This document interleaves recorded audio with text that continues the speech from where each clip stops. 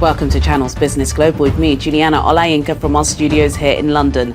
On today's show, the long-awaited report into Partygate has been published, and Britain's Privileges Committee has concluded that former Prime Minister Boris Johnson did mislead Parliament.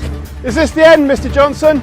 The revelations have reignited a political firestorm in Westminster, and I'll be assessing what impact this will have on Rishi Sunak's tenure with our business correspondent Simon Pusey and Harry Burns, the Vice President of Crestview Strategy, who was the head of elections and campaign support for the UK's Labour Party. And Donald Trump has made the history books once again, this time by becoming the first US president to face a federal criminal indictment. The Republican frontrunner has described the case as a political witch hunt. Greg Swenson, the chairman of Republicans Overseas UK, will be joining me here in our London studio for his take. Then later, I'll be looking back at some of the biggest business news stories of the week. But first, the UK economy returned to growth in April, according to data released by the Office for National Statistics. Stronger consumer spending saw GDP increase by 0.2%, following a contraction of 0.3% in March. The return to growth was boosted by increased spending in shopping and hospitality, and the latest figure was in line with economists' forecasts for the month. The data comes as the Bank of England readies further hike interest rates in a bid to tackle stubborn inflation, which is currently running at 8.7% in the country. UK Research and Innovation has announced £50 million in funding to develop trustworthy and secure artificial intelligence that can help solve major challenges. The investment was revealed during this year's London Tech Week, which was held at the Queen Elizabeth II Centre in the British capital this week. The announcement comes as Downing Street prepares to host a global artificial intelligence summit in the autumn to evaluate the technology's most significant risks. Julia Stoyanovich, an associate professor at the Centre for Data Science at New York University, joined me earlier in the week for her take on AI regulation. This narrative about AI in and of itself being harmful and furthermore posing an existential threat to humanity is extremely harmful, I think. And there are a couple of reasons for this. One is that it ascribes human-like agency to AI systems. It ascribes intent to these systems. But AI, they are machines, right? They don't possess agency or free will any more than they have a sense of humor, for example. And they do not make a conscious choice to benefit us or to harm us. And so they cannot in any reasonable sense be held responsible for the consequences of their use. Boris Johnson has described himself as a victim of a travesty of justice after a damning report concluded that he deliberately misled Parliament over the Downing Street party scandal. Following a 14-month investigation, the British government's Privileges Committee published a 30,000-word report into Johnson's claims in the Commons that no guidance or rules were broken in Number 10 during the pandemic. Johnson resigned from the Commons on Friday, just a few days before this damning publication. Well, for more on this, I was earlier joined in the studio by our business correspondent, Simon Pusey. Simon, so the hotly anticipated report is in. Of course, it's dominated all the media in the UK and I think across the world, because it is a pretty damning, not just the conclusions, but Boris Johnson's response. There's lots to unpack. I'll just hand it over to you. What did we learn about the former Prime Minister and Partygate? Yeah, and it's quite interesting that it's kind of mirroring what's happening in the US with Donald Trump. And only a couple of days ago, Boris Johnson and Donald Trump were having dinner. And now they're both kind of facing, unprecedented times really in both countries.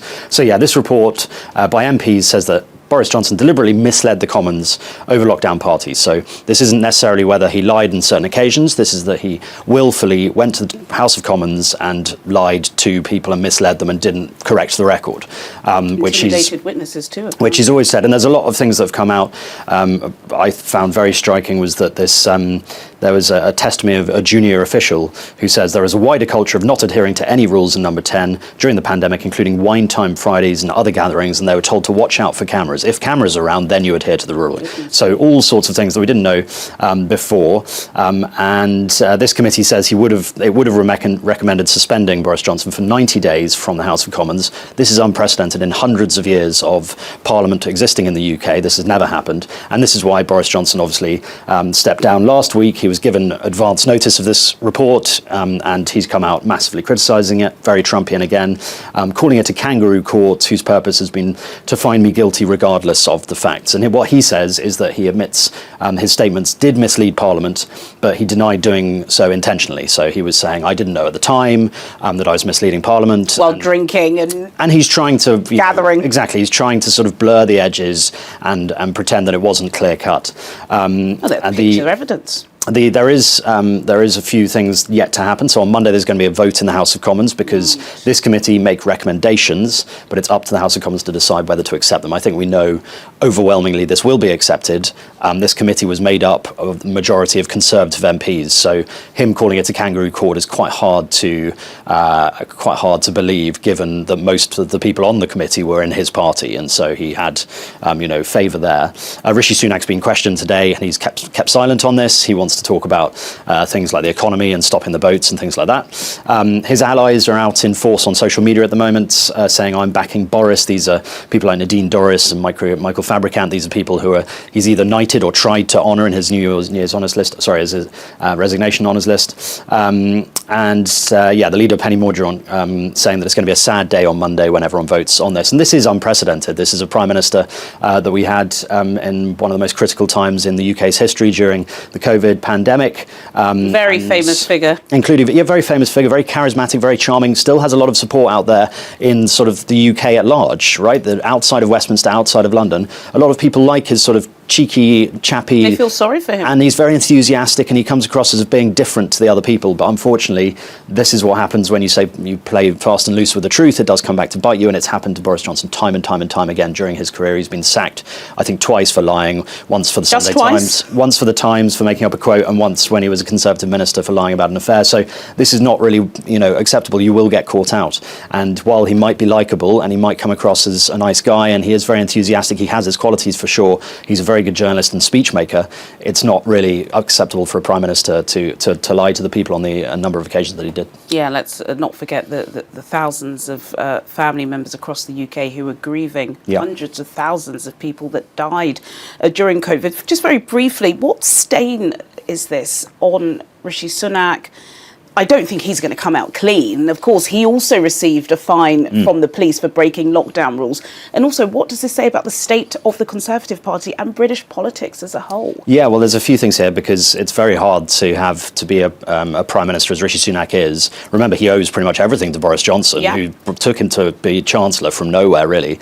But to have him now as an arch enemy, and a lot of support that he still has, at least around the country, it's quite hard for Rishi Sunak to know what to do. Yeah. But then also, remember, this is the first time we've had any kind of stability at the top in government for years, for sort of 4 or 5 years, since Theresa May, and look how that ended. We have some kind of stability. Now, I don't think it's going to end well. I think there is going to be an election soon, and I think the Conservatives will lose, and this obviously doesn't help at all, because Boris Johnson is going to keep sniping. He clearly, if you read his response to this statement, to this report, to this committee findings, he doesn't agree with it, and he feels very hard done. So he's going to keep attacking Rishi Sunak, who obviously had a part to play in this, definitely.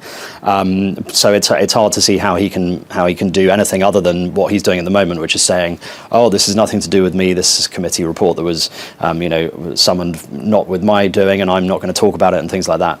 I think it is quite hard for Rishi Sunak and the Conservatives, and it's not a good look for the Conservatives with an election coming up to have all this infighting continuing. Yeah, not a great look for Britain. Boris Johnson, though, keeping those Westminster hacks like us busy. Thank you, Simon. Thank you. Let's remain with politics for now, but we will broaden this discussion to examine the breakdown of trust between the British public and their elected lawmakers. There is a growing sense, both here and abroad, that standards of UK public life have fallen to an all-time low.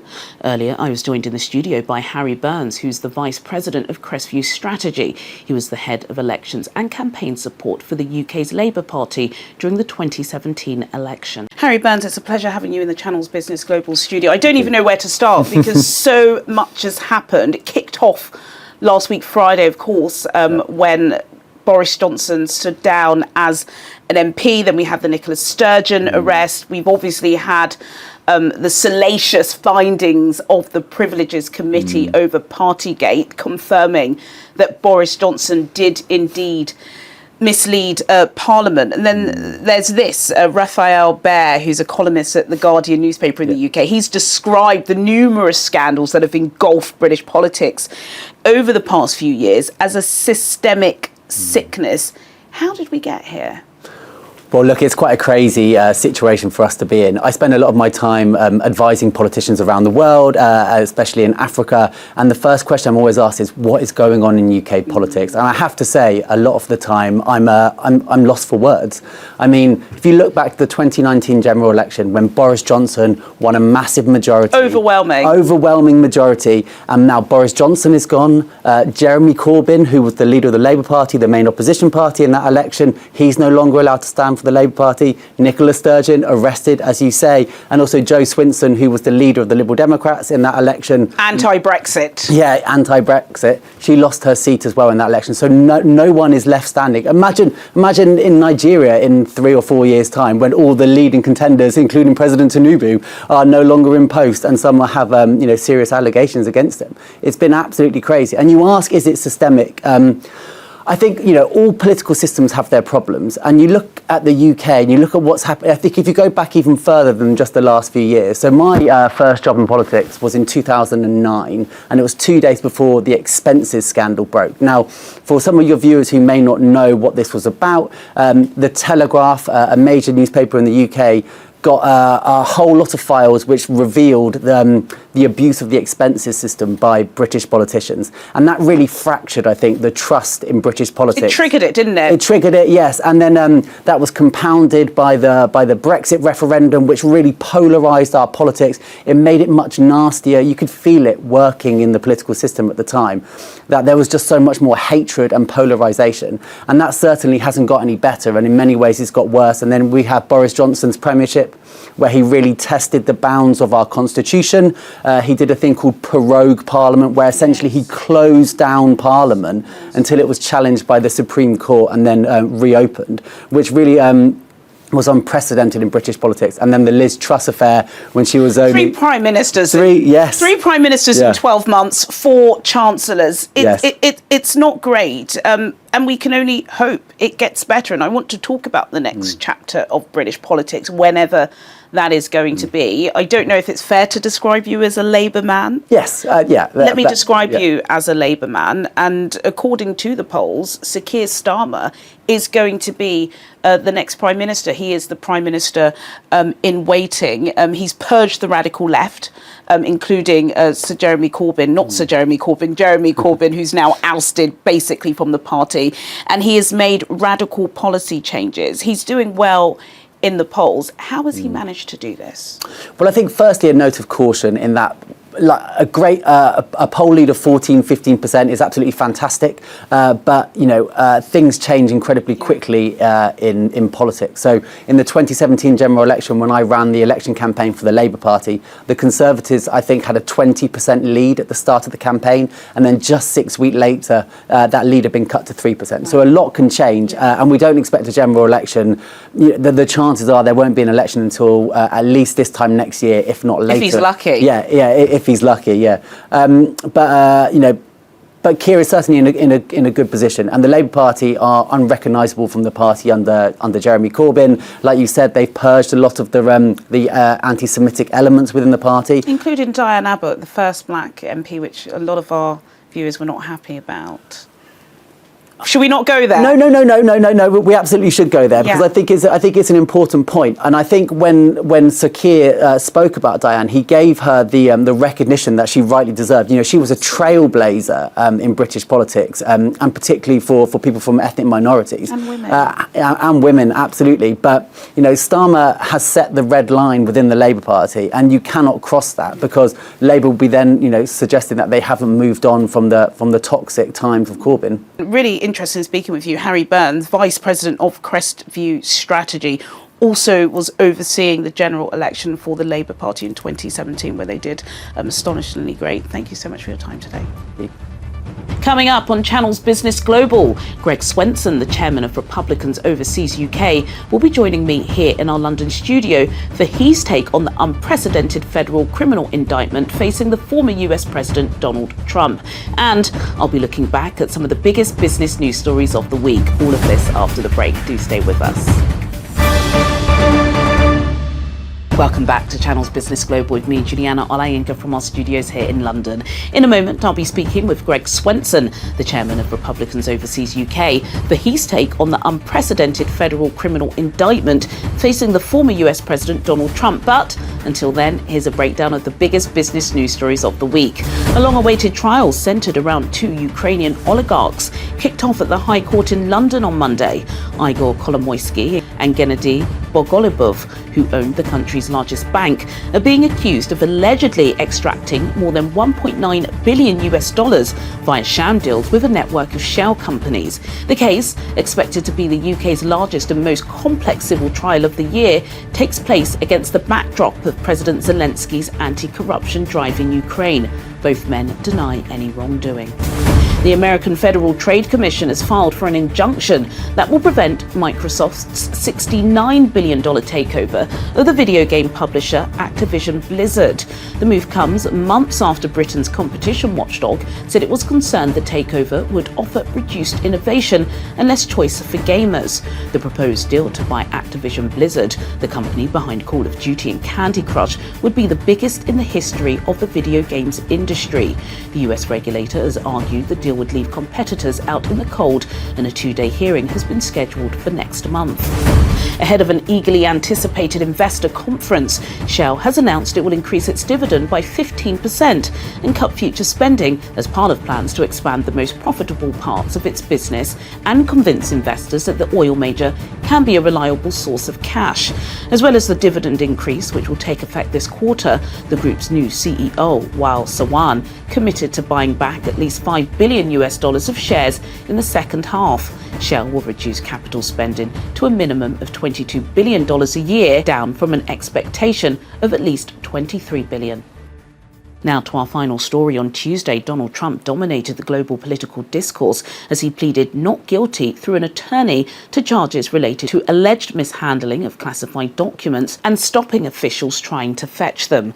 The former US president likened his so-called persecution to Latin American nations while describing the process as the most heinous and evil abuse of power. Well, for more on this, I was earlier joined in the studio by Greg Swenson. Greg is the chairman of Republicans Overseas UK. Greg Swenson, always a pleasure having you in the Channel's Business Global studios. Of course, you're not wearing your investor hat today. Again, we're talking about your man, Donald Trump. He's made the history books once again, this time by becoming the first US president in history to face a pretty serious federal criminal indictment. Your thoughts? Right, yeah, and I think what's more important is it's not just the first president to be indicted, but the first political opponent, where, you know, the Justice Department of a sitting president has gone after his primary rival in the election. So this is a massive election. Is that personal? Is this a personal? Oh, without a doubt. I mean, you know, Jack Smith, the prosecutor, he's just a pawn in this. I mean, he's the special prosecutor. He was assigned by Merrick Garland, who's the Attorney General and head of the Justice Department. This is a Biden indictment of his political opponent. And that's not really going to sit well historically, but also, or in the future, but also with this election cycle. You know, this is a major election intervention, and that's not a good sign for the democracy or for America. Well, not surprised you're saying that. Of course, we've had a stinging response from Donald Trump during the week. Sure. He says it's a political witch hunt. Right. He's even compared the persecution to what you'd expect in somewhere like Latin America or Africa, but others just say it's democracy in action. Why were these documents in your bathroom? It's a great question, and I think if you just look at the headlines, you'd say, why would the president have these documents? But there is precedent for this. So the Presidential Record Act of 1978 was written to protect presidents and allow them to take documents. So it's really up to the president. They can take whatever they want. Barack Obama did it. Trump did it, and I'm sure Biden will do it when he retires. But, you know, and it doesn't necessarily protect secretaries of state or senators or vice presidents, but it's directly focused on presidents. So, you know, it shouldn't be a shock that a president has kept records. Now, his behavior in how he handled himself with the archives, the National Archives, that's not a good sign. I mean, he could have, many of these wounds are self-inflicted, as usual for President Trump. So, you can look at the way he's handled himself and say, I don't want to vote for him. I'm not sure how many minds it's going to change, but you can look at the way he's behaved and say, okay, he's not going to get my vote.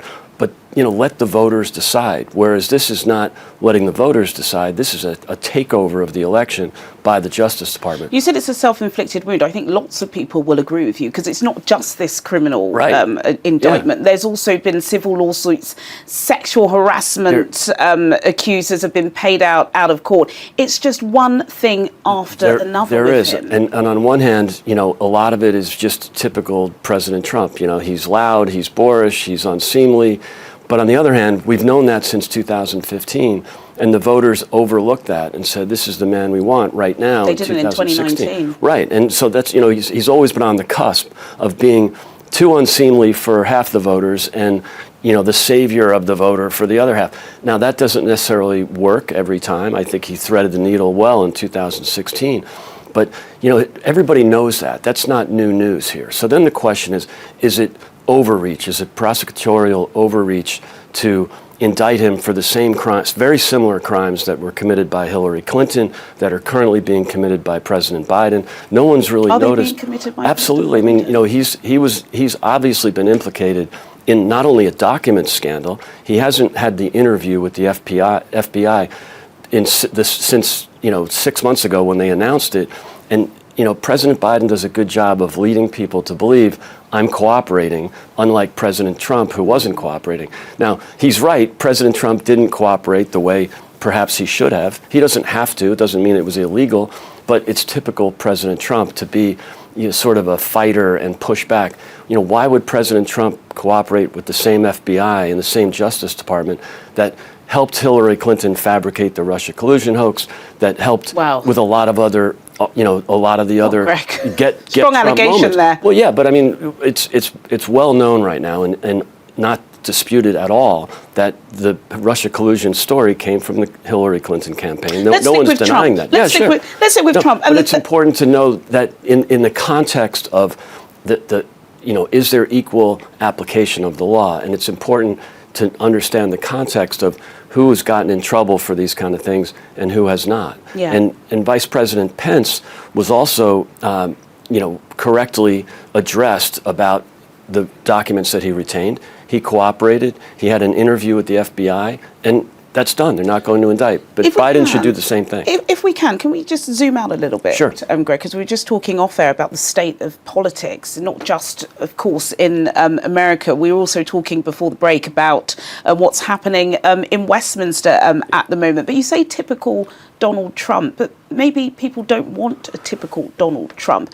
However, it was his birthday on Wednesday. I don't know if you sent your greetings to him. He was 77, and he got $7 million from donors for his campaign. Is he still the front runner behind the scenes? He is for now. And whenever he's indicted or he's in the headlines about some lawsuit, his numbers go up, his polling numbers go up, and his fundraising goes up, because a lot of people view this as prosecutorial overreach. And, for example, after the Alvin Bragg case where he got a 10-point bump, 20% of DeSantis supporters switched over to Trump. Now, does that stick? I don't know. I don't think so. I think what you've seen over the last year is DeSantis closes the gap. And, for example, before the Mar-a-Lago raid, he was only down 9 points to Trump. After the raid, down 39. Wow. But he got that back over time. And then you had the Bragg indictment and the lawsuit. So these things help President Trump, especially with primary voters. And that's where there's a real conflict. These things help him in the primary, the nomination process, but will probably hurt him in the general election. And I hope that Republican voters consider that and understand that, yes, okay, he looks like a victim here. It is overreach by the Biden Justice Department. But does that mean he can win the general election? That's the big question. Lots of distaste, as I said, not just across the pond, but also here in the British capital. Yeah. Greg Swenson, founding partner of the investment firm Brigg McAdam, and of course, chairman, spokesperson of Republicans Overseas UK. It was great feast. Thanks, Juliana. Thank you. Well, sadly, that's all we have time for today. But as always, do get in touch with your comments and suggestions. I'll see you at the same time next week for more in-depth business analysis on Channel's Business Global. Goodbye.